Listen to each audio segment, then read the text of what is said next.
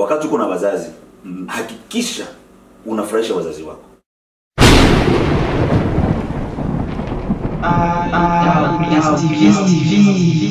Kwa hiyo focus na kile ambacho unajua kwamba kitakusaidia hapo kesho. Kama ni shule, nenda shule, na hiyo itakusaidia sana katika maisha yako.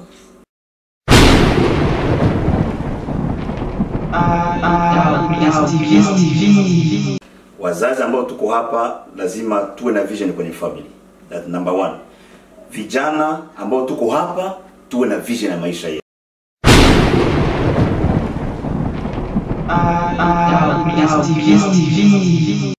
Kwa sababu ukiwa na vision itakuambia nani atakuwa rafiki yako.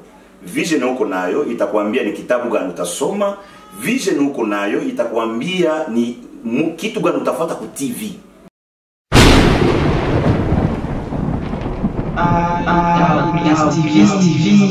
Lazima ukipenda mtoto akwambie shida yake, ni moja kwa moja kuwa karibu naye.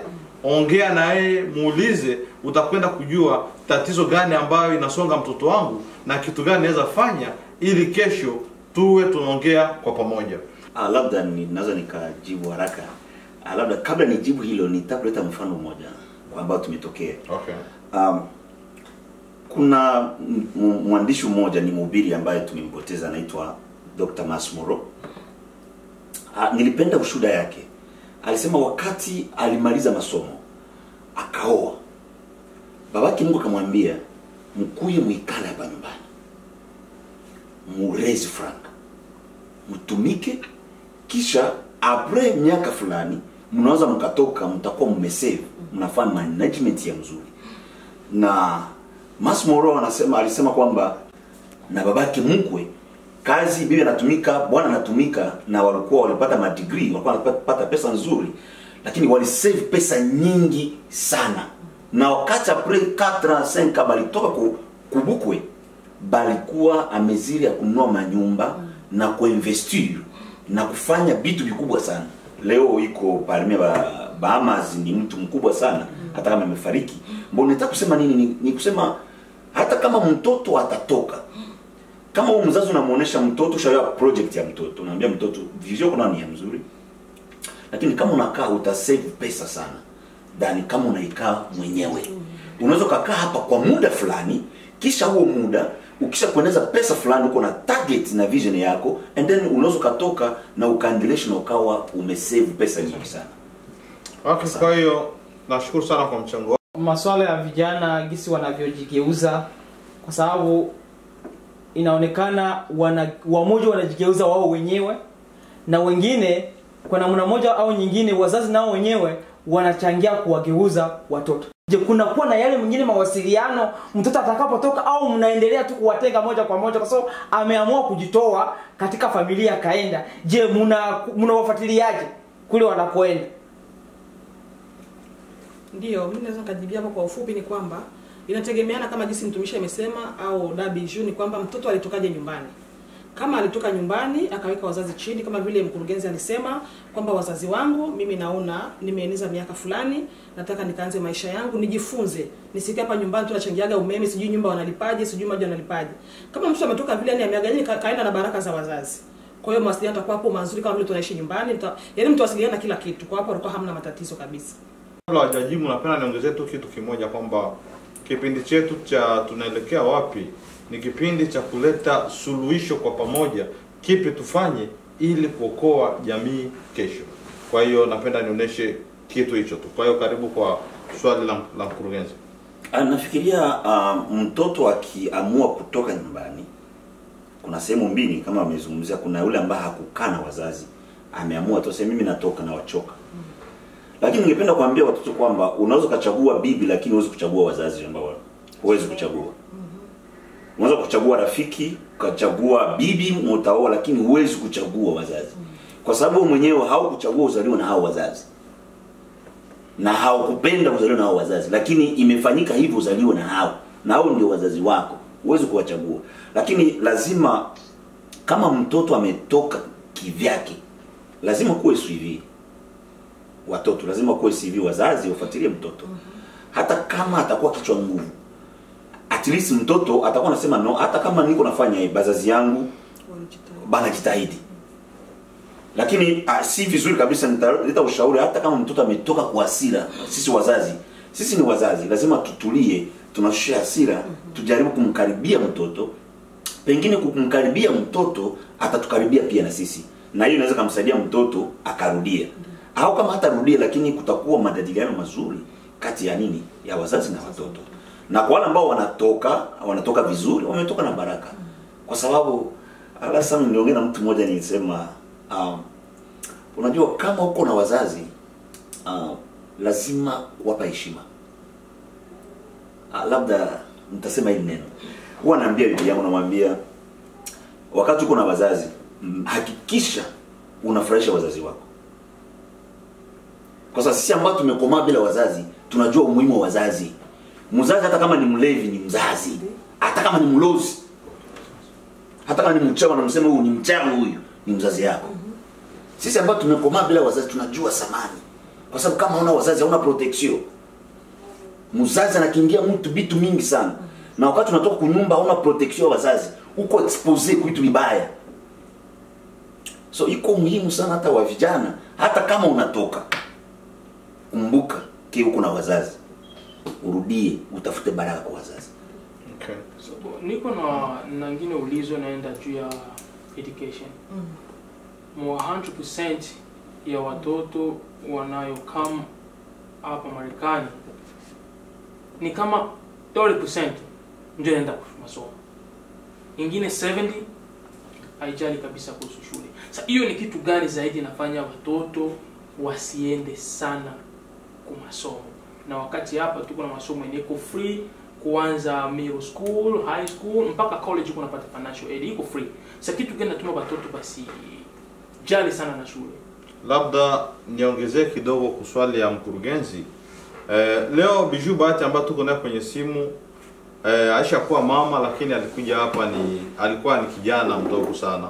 Kwa labda naweza pendelea Bijou, ungetuambia afadhali historia yako, ulikuja hapa na miaka mingapi na ukasoma ukafika hadi mlevel gani, na mbele ya kuolewa. Sasa mikakati gani ambayo ulifanya wewe ili ufike hapo ulipo, ili usaidie hawa vijana wa leo ili kesho na wenyewe wawe kama wewe? Sijui, karibu kwa mchango wako. Asante. Sasa kisi nilisema mwanzo wa programu, nilikuja hapa Etazini niko na miaka 15. Tulifika hapa mademi 4 mwezi ya 5. Mwezi ya 6 ya 2004 nilieneza miaka 16. Masomo ilikuwa shakaribia kuisha, sikuanza masomo ile mwaka. Donc après hiyo mwaka 2000 mwezi ya 8 ya hiyo mwaka ndio nilianza masomo kwa high school, nishakuwa na miaka 16. Nikirudia nyuma kidogo, sasa nilisema vita vilichangia uharibifu wa familia na mambo mengine sana, na education ni kitu kingine chenye kiliharibu kwa maisha ya watoto wetu. Wengi walikuja hapa hawakupata okazio ya kusoma juu ya vita, na mie niko parmi ile mfasoke. Nilikuja hapa niko na miaka 15, mimi nilikuwa na niveau ya education ya 5e. Donc nilikuwa nishakuwa nyuma deja bila hata kuanza masomo. Niko mpea mpya yenye langue haiko yangu, culture iko different. Donc ukikompare na wenzako uko nyuma sana, na ile itakudekuraje kutokupenda kuendelea masomo. Sio aseme haupendi kwenda kwa masomo, ni kazi ya mkubwa sana kupiganisha hiyo yote manani yenyewe natuma uwe nyuma ya masomo.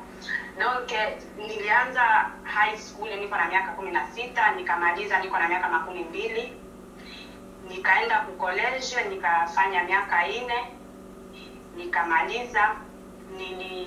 Nili study social work, travail social. Après pale nilikamata mwaka mmoja nikapumzika kidogo, lakini nilikuwa ningali na nia ya kuendelea na masomo. Bahati nzuri nikaendelea mpaka kunivo ya master's degree, nikamaliza. Nilifanya travail social vile vile. Kenya napenda kusema ke sio vigumu kufika kwa nivo ya masomo, vile vile sio vigumu kwa watoto wetu kuanza masomo mpya mpya, langue iko different na maisha kuwa nyuma deja. iko situation ngumu sana. Inatokana wakati gani ulifika mwepe. Huko wenyewe wakiwa wangali wadogo, wanajua lange, nia ya kwenda kwa masomo inakosekana. Unajiuliza ni nini? Na ndo hiyo swali hapo, sababu ulikuja nayo miaka kama 16 17 na leo uko mlevo ya masters. Kwa hiyo kuna magic gani ambayo ulifanya wewe hadi ufike jinsi ulivyo? Na unaweza ambiaje wale watoto ambao anakuja hapa, mtoto anakuja na miaka 12 iko na baba yake na mama yake, lakini yule mtoto anaishia tu high school diploma moja kwa moja na anaenda kivyake, anaolewa. Sasa wewe kama tena unajua uko mtu mzuri sana, sababu ulifanya ustawi wa jamii. Kwa hiyo wewe ni mtu wa watu. Kwa hiyo kitu gani unaweza ambia hao watoto? Sasa programu inaendelea ku emphasize, samani itaenda mwangle sana, ku emphasize the importance of role ya wazazi. Na mwedikasyo yangu role ya wazazi ilikuwa mkubwa sana, na mara mingi tunasema kuikala chini na watoto ndio edikasyo tu yote. Ndiyo, vile vile mfano ni mzuri. Wakati mimi nilikuwa naenda kwa masomo, mama na papa ndio walikuwa natumika, walikuwa nafanya kila kitu nyumba. Sikukuwa na rezo ya kusema niende nahangaika kutumika na wengine nisiende kwa masomo. Mama na papa walikuwa bashafanya vile. Ile ilinipatia mfano wa kusema kazi yangu mimi ni kwenda kwa masomo. Kazi yangu ni kufanya kitu kenye kitanisaidia mie maisha yangu ya kesho. Juu leo mama na papa iko nalipa rent. Kesho kama papa na papa hawalipi rent, itakuwa kazi yangu. Mepule mama, kazi yangu ni masomo, na napendelea juu mama na papa walituambia ile sana. Mimi nahangaika leo juu yenu mwende kwa masomo. Na kama hamfanyi vile, maana yake hamuko na kamata ile okazio ya kuprofite wazazi wangani hapa. Kwa muhimu kenye na ningependa niambie bajene wenzangu, kama uko na mzazi, kama uko na wazazi, kama uko na mtu mkubwa mwenye angali kunyumba, anakulipia renti, anasaidia na vitu vya ndani, kazi yako ya muhimu ni kwenda kwa masomo, juu ile itakuprepare na wewe usaidie wengine. Na kuna mambo mengine yenye nilifanya yenye linisaidia ni avance, juu sio hivi tu utajua lange na kesho yake uavance mnivo za masomo. Nilisoma sana, nilikuwa naenda kumakuru za angwe na wazazi yangu wakati tulianza, nikaendelea kila wakati. Unasoma vitabu, unaenda kwa biblioteki, unafanya maprogramu yenye itasaidia vizio yenye uko nayo. Unaona, ijapokuwa tulikia mapei yenye iko inahangaika sana na education, ukifika hapa uko na maavantaji ya mingi sana. Tunapaswa kuwa ange ya kutilia attention ya ile opportunity, juu tujue jinsi gani inaweza tusaidia na sie kisha tunaendelea masomo. Hapo kabla sijapatia wazazi wengine kuongeza, nataka tu tena naongezea swali lingine kwako, sababu kweli ulisoma high school hapa, ukaenda college ukasoma hapa, na ukaenda kwa university. Kwa hiyo katika step yenyewe ulifanya, kulikuwa matatizo ambayo ulikuwa unakutana nayo. Kwa hiyo matatizo gani ambayo ulikutana nayo ambayo unaweza ambia hawa vijana kwamba kule nilikuta tatizo 1 2 3 4 na mimi kujitoa kwa ile tatizo nilifanya hiki na hiki na kile? Matatizo gani ambayo ulikutana nayo kwenye kila step? Kunivo ya high school, kia kwanza ni kujua sana kwa wazazi, kia kwanza ni kujua mtoto angali na develope kimwili, kiroho, kiakili. Mwili ngali nakuwa na kisi iko naenda nakuwa na ndio kisi anapenda apime kila kitu.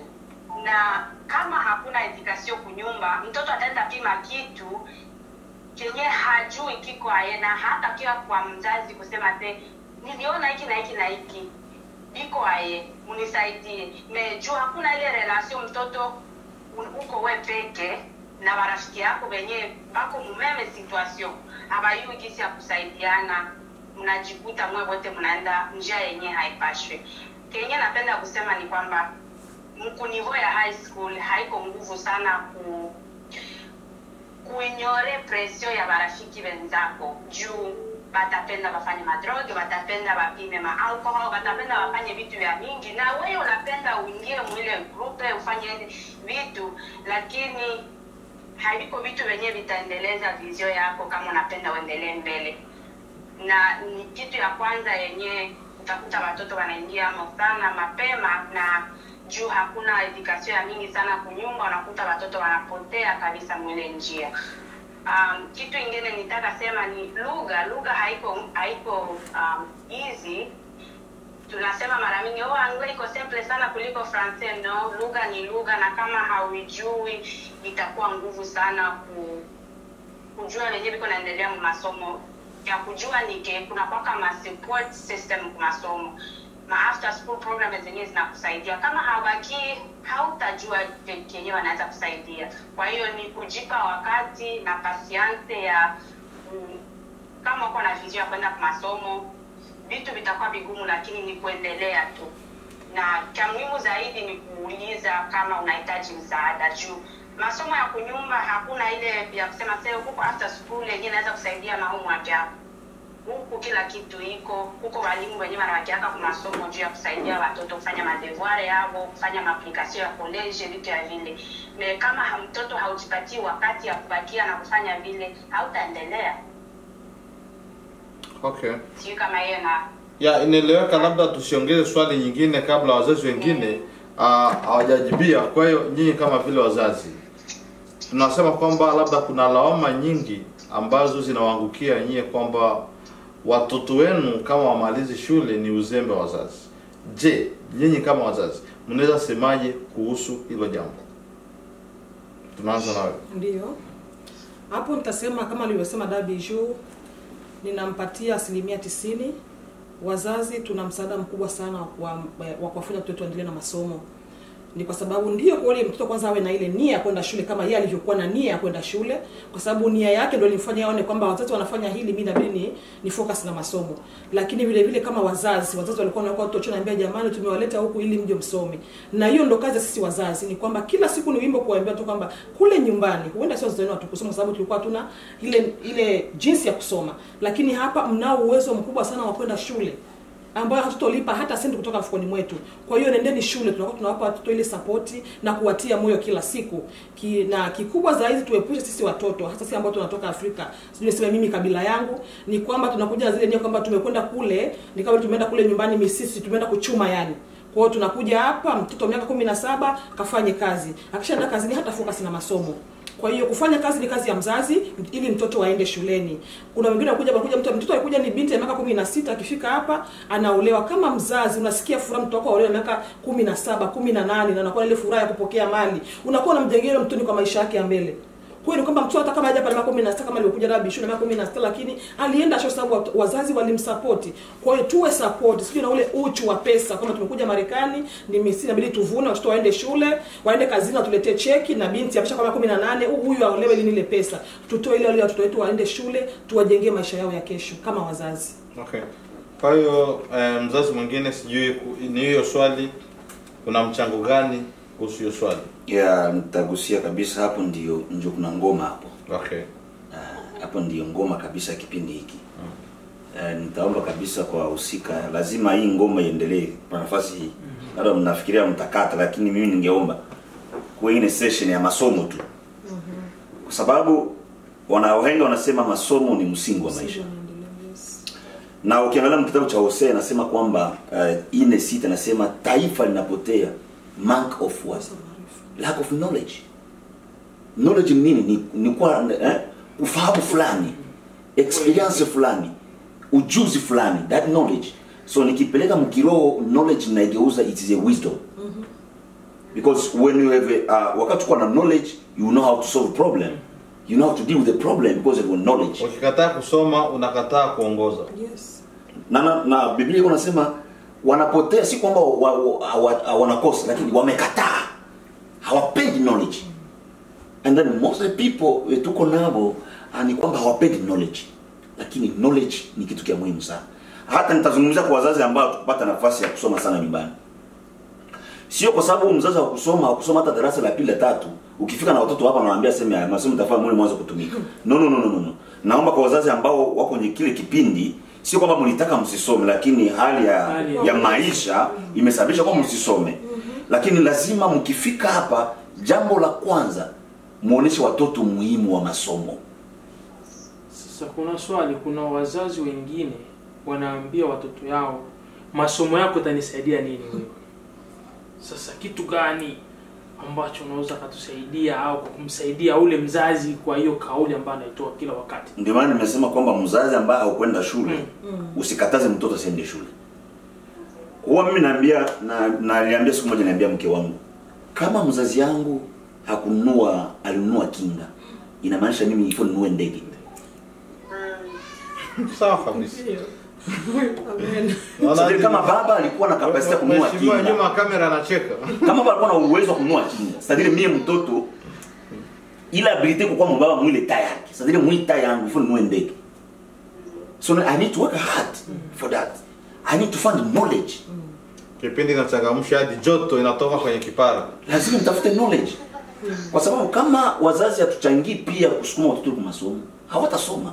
Sawa kabisa. Nimegundua kitu kimoja hapa Marekani. Nimegundua kitu kimoja ni hivi. Masomo ukikosa kuisoma itakuwa vigumu kutafuta hayo. Lakini ukisoma kazi inakungoja. Yes. Lakini masomo haikungoji. Kwa nini? Miaka inaenda. Sawa kabisa. Kila kitu na wakati wake. Kila kitu na wakati. Ukikosea kusoma kwa hii muda na uko na muda wa masomo, Utajutia baadaye. utalia kesho. Lakini kitu kingine ya kuambia wajene, pardon kwa kuinterrompe, kila miaka na kila wakati na kitu yake. Ukikuwa na hii miaka unaambia mtoto kazi yako ni, lakini ujue ujipange ili miaka fulani ikifika kazi yako ni mwetazi ni wanasema uko ungali minor, maanake ungali under control ya wazazi kama ungali na miaka chini ya 18. Apartire ya pale uko adult. Na kila kenye unafanya kinapaswa kuendana na miaka yako.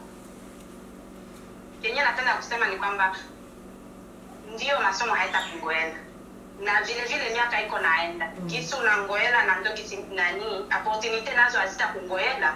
Miaka iko naenda na chance ya wewe kwenda kwa masomo itakuwa kidogo juu mzazi mwenyewe angekusaidia labda hata kuwa hayupo, labda hata kuwa hajiwezi tena kukusaidia. Kwa hiyo tutile attention kwa wakati yenyewe tuko amo na opportunity zenyewe tuko amo sasa hivi. Sasa tunashukuru mheshimiwa, sasa point yako kwa hiyo. Ya nimesema kwamba masomo haiwezi kungoja kwa sababu miaka inaenda. Okay. Lakini kazi itakungoja. Hata umefanya miaka 10 kwa masomo. Kazi inakungoja. Lakini masomo iko natembea na wakati. Inapita. Nitakuleta mfano kuonyesha kwamba watu ambao tunajikuta mwinchi za kigeni. Ukiangalia kwenye Biblia, watu ambao waliandikwa mu Biblia na historia nzuri. Wakina Shadrach, Abednego na Meshach na rafiki zake walikuwa wageni, walipelekwa mtumwa wa Babiloni, lakini walitumika mu gouvernement. Juu ya nini? Paske balisoma, walijifunza mila, walijifunza Babiloni, na mpaka wakasema hakuna watu wa akili kama hao. So kuwa kwetu mwinchi ya kigeni is not by mistake. Napiga hii mstari hapa. Wewe ambao unajikuta mwinchi ya kigeni kote kwenye huko, usione kwamba ni bahati mbaya, lakini ni nafasi nzuri ya wewe kusaidia taifa lako. Amen. Ukiangalia hata kwenye Biblia, Yeremia alijenga kuta za Yerusalemu, alikuwa mpale royal. Mwinchi ya nini? Nchi ya kigeni. Musa alizaliwa mwinchi ya kigeni, lakini njoo Mungu alichagua njoo kuongoza wana wa Israeli. Jua ni alikuwa na knowledge. Ilibidi mtu matatusha wale watu pale mwenyewe na knowledge, anayo Farao, anayo sheria. Biblia inasema Musa alisoma sheria za Kimisri. Kile pale Mungu anatembea pia, anatafuta pia watu ambao wana knowledge. Ndio kabisa. Kweli. Sio kusema kwamba utabakia Mungu atende. Mungu ana kazi yake na wewe una kazi yako. Mchungaji unasemaje? Nakubali. 100% kabisa. Sawa, kubarikiwe sana. Yaani Mungu ana kazi yake. Usikati tunaingia kwa maombi, kweli tutaomba, lakini maombi nafasi yake na wewe una kazi yako. Unasema maombi nasema. Si kama unataka kufanya exam unaingia tu kwa maombi, baba tena unaingia jeune. No, soma vitabu kwanza. Ukimaliza kusoma vitabu mwambie Mungu nisaidie. Yes.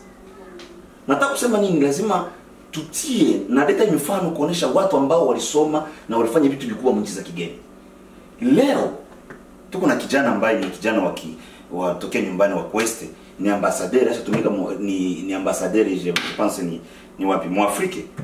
Alitumika presque Mwafrika, Australia, West Africa, ma pays yote alikuwa ambassadeur.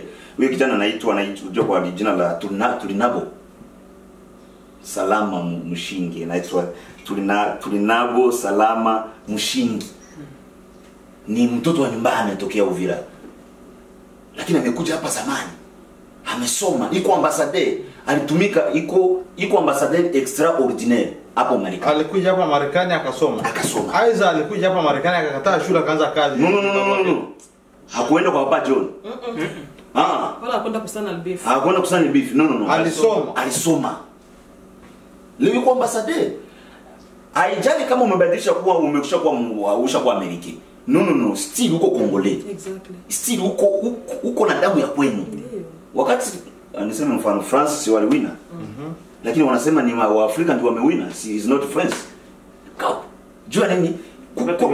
Kuko kasi ya watu weusi. So usijidharau. Usijidharau kusoma, soma. Lazima usome, uko na vision. Uko na vision fulani ambayo itakusaidia juu ya kesho. Labda nitaona kama nimezungumza sana. Okay, hakuna shida. Nataka kwa swali hilo, Biblia inasema Mungu anaonyesha mvua kwa wazuri na kwa wabaya. Biblia inasema kwa wazuri na kwa wabaya. Sasa kama kufanyikiwa, mtu asiseme Mungu ni kwa sababu mimi siamini. Uko Muislamu, uko Mkristo, si uko Buddhist, uko nani? Biblia inasema ana mwanga baraka kwa wazuri na kwa wabaya. Nataka kusema nini? Hata kama mtu hana level ya masomo, kuna mtu mwingine anajiumbia tu hataki kusoma lakini ana akili. Okay. Ndio maana unaona nyumbani tulipigwa fimbo. Unalamshwa asubuhi unamwangiwa maji. Unalamka kwenye usingizi. Unapigwa fimbo unaenda kwa masomo. Uvivu. Okay. Lakini mtu ana akili. Juani uvivu unakuja environment anajikuta ndani. Kuna wengine wana akili lakini environment anajikuta ndani na influence asiendelee masomo. So ifo wazazi banatia kukazia sana juu ya watoto. Kwa ile ambayo umezungumzia kusema watu wote hawezi kusoma, ni kweli. Biblia Yusufu hakuwa na masomo lakini alikuwa na zawadi. Mtu wa ndoto, lakini ndoto yake ilimfanya anakuwa nani? Anakuwa ministri wa Egypt. Nataka kusema nini? 50 au 80% watu wenyewe banaendelea maisha hata leo ni watu balenda mwinchi za kigeni. Hata Biblia wote ambao walifanyikiwa Biblia nchi za kigeni, sio nchi zao. So hapa kama unafika hapa, lazima kama hutasoma masomo mengi, kama sisi ambao tumekuja tayari miaka imesharuka, uweze nirudie tena pale chini pale uanze kule chini. So lazima uwe na kitu fulani ambacho, kwa sababu Mungu aliumba mtu na capacity ya creativity. Hakuna mtu mwenye ana capacity ya creativity. Mungu alipatia mtu ile capacity. So lazima ubuni maisha, ucreate maisha yako ya kesho. Hata kama hutasoma sana, unaweza kufanya kazi nyingine ikakuingizia pesa. Pengine hutasoma sana ukafanya formation. Ukafanya maformation fulani, unapata mabrevet na maisha yanaendelea na utalipa pesa nzuri. Sio kwamba ufike tu degree. Kuna wale ambao walipata neema kufanya degree na wengine hawataipata. Kama ukupata degree, usiseme juu mimi sina akili ndio maana siendelee. No. Uko na hatua yako ya kufanya. Kama uko kijana, uko na hatua yako ya kufanya. Kama masomo ni kushinda. So kwa kutumia kufanya inaingiza pesa. Lazima niseme fanya hata veo basi. Wala lift. Nunua gari ya 5,000 ya 6,000 dollars, na kupatia ideologie na kupatia deja strategie. Nunua gari ya 6,000 dollars, mwisho tumika 3 ans, uchunge tax yako return. Nunua gari ya 5,000 6,000 dollars, uende kuveyo, utakuwa na experience ya 3 years. Utaanza kutumika, utakuwa chef, uko patron wewe peke, utaingia mkazi sasa unapenda na utapata franga ya mzuri. Hautalia kwamba kwa sababu sikusoma. Okay, kwa hiyo sijui unachokuongezea? Hapo ni cha kuongezea tu ni kwamba sisi wazazi ambao tumetoka Afrika, kwa sababu ukiangalia wazazi wa Afrika 90% huwa tunasukuma watoto waende wakasome. Okay. Unajua kwamba huyu mwanangu hafanyi vizuri shuleni, labda kuna hichi kitu anafanya vizuri, lakini tuambia tunaenda shule, tunaenda, lakini unajua kwamba yeye shuleni kule hafanyagi vizuri. Kwa hiyo tujue kwamba kila mtu anakuwa na kile ambacho Mungu amemwandalia. Kama mtoto hana akupatiwa ile akili ya kwenda shule, lakini kwamba huyu mtoto wangu akifanya hapa, akifanya biashara atafanya vizuri, au akifanya veo atafanya vizuri.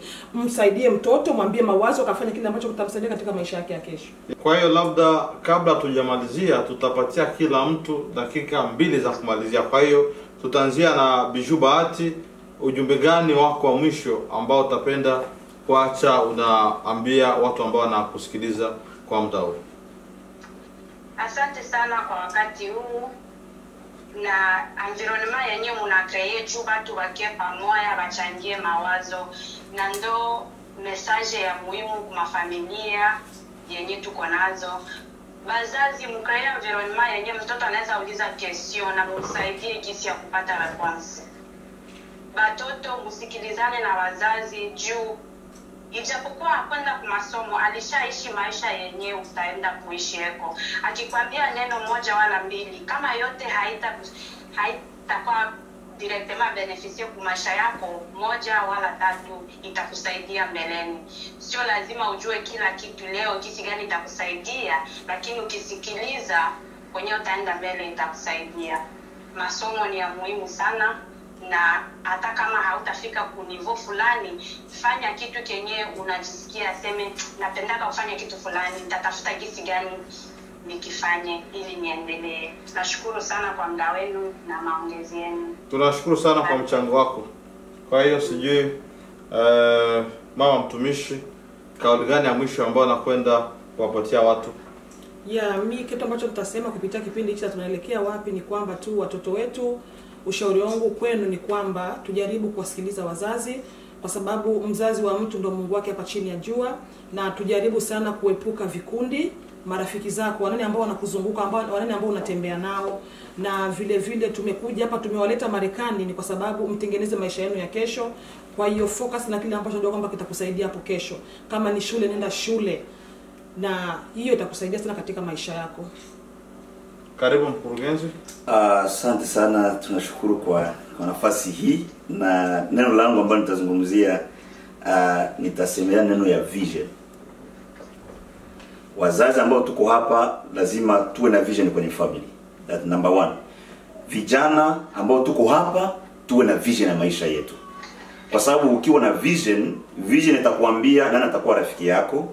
Vision uko nayo itakuambia ni kitabu gani utasoma. Vision uko nayo itakuambia ni kitu gani utafuata ku TV. Vision itakuambia nini utaongea na watu. So ukiwa na vision utatembea sawa na vision yako, hata kama utajikuta entourage mbaya, kwa sababu uko na vision utastick on your vision na utapese na utaona utatoka na result ya mzuri. Hivyo na wazazi tuwe na vision pia juu ya family, pia kwa watoto wetu, na hiyo itafanya kwamba jamii zetu hazitakuwa na matatizo. Tunawashukuru.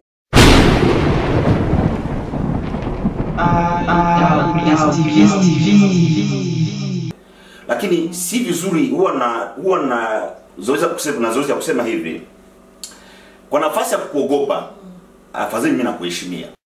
Tunaletea vipindi mbalimbali vizuri sana, ungana nasi. Kwa sababu nikikuheshimu sitakuogopa, lakini nikikuogopa sitakuheshimu. TV.